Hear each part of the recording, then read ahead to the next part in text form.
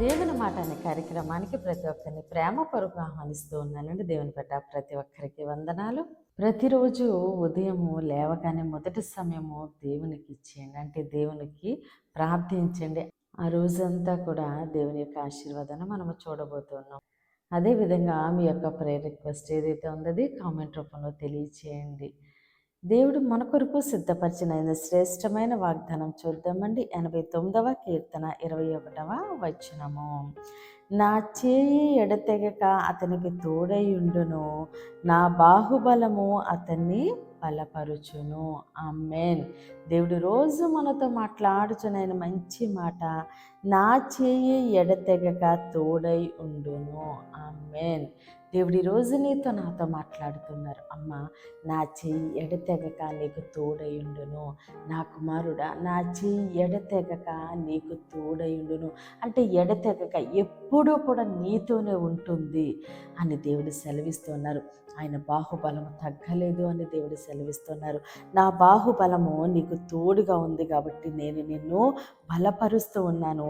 నా బాహుబలము నీకు తోడుగా ఉంది కాబట్టి ఏ శత్రువు కూడా నీ మీద జయమునందడు.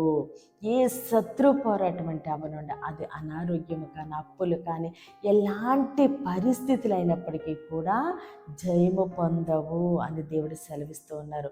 అంటే అవి నీకు ఏ హాని చేయదు, నువ్వే విజయము చూస్తావు. ఎందుకంటే నా బాహుబలము తగ్గలేదు, నా హస్తము నీకు తోడుగా ఉంది అని దేవుడు సెలవిస్తూ ఉన్నారు.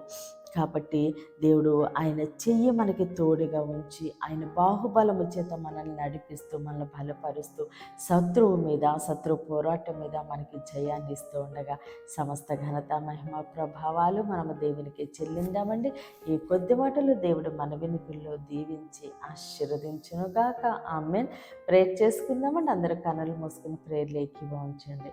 మహోన్నతుడ, మహాగణుడ, పరిశుద్ధుడా, నీకే స్తోత్రాలు, వందనాలు తండ్రి. అవును దేవా తండ్రి, బాహుబలము తక్కువ కాలేదని సెలవిస్తున్నావయ్యా తండ్రి. మమ్మల్ని బలపరిచిన దేవుడవయ్యా తండ్రి.